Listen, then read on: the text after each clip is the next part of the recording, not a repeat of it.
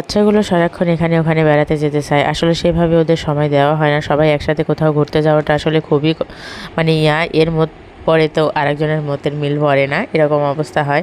আর সবাই একসাথে থাকলে যা হয়। তারপরেও আলহামদুলিল্লাহ শুক্রবার আজকে সবাই মিলে বেড়ানোর উদ্দেশ্যে রওনা দিয়েছি। আসসালামু আলাইকুম আমার শুভাকাঙ্ক্ষী ভাইয়া আপুরা, সবাই কেমন আছেন?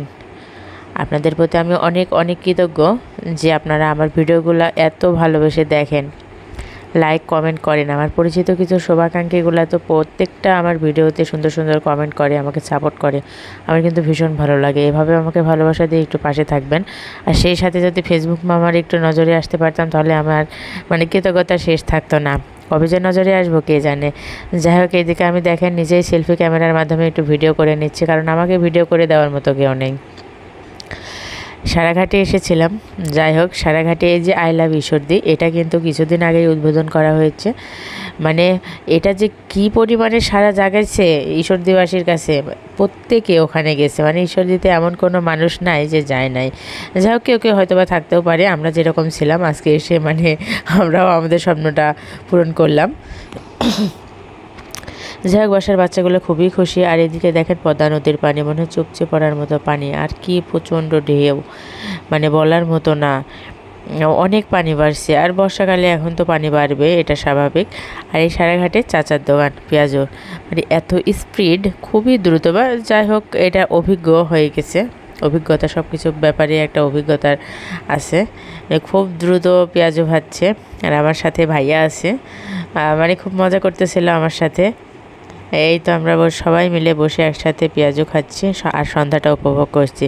দেখেন সারাঘাটের সন্ধ্যাটা কি দারুণ। একটা বড় নৌকা আসছে, এটাই ঘাট, এখানেই থামবে আর কি, এই জন্য খুব স্লোভাবে আসছে, দেখছেন। আর আকাশটা কি দারুণ। সন্ধ্যাটা এখানে বসে উপভোগ করার মতো ছিল। আমার ভীষণ ভালো লেগেছে।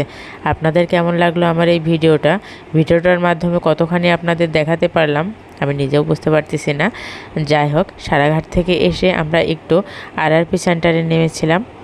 মানে ওখান থেকে একটু বেশি ঘোরাঘুরি করলাম, কারণ বাচ্চারা এখানেও খুব এনজয় করে। এখানে যে এসকালেটর আছে, এখানে আমার সাথে তো কতবার উঠছে আর কতবার নামছে তার কোনো ঠিক নেই। এই তো দেখেন শুরু, মানে আমি যতক্ষণ ওকে খেয়াল করি না, যখন খেয়াল করি না তখনই আমি ভাবি যে ও এখানেই আছে। যাই হোক, সবাই বাসার বাচ্চাগুলোর জন্য অনেক দোয়া করে দিবেন। আর সব বাচ্চাগুলোর আসলে ফেস দেখানো হয় না, আমাদের বাসার সবগুলোই মেয়ে বাচ্চা, এই জন্য সাফিয়া রোহিত আমার ক্যামেরাতে আসে, আপনারা জানেন। এতে এখানে সবাই মিলে আমরা আইসক্রিম খাচ্ছি। মানে আমাদের এখানে নিষেধাজ্ঞা আছে, কারোর ফেস দেখানো যাবে না। আমি যেহেতু ফেস দেখাই না, আমি জোর করে কারোর ফেস দেখাতেও মানে আগ্রহী না। সবাই ভালো থাকবেন, সুস্থ থাকবেন। আসসালামু আলাইকুম।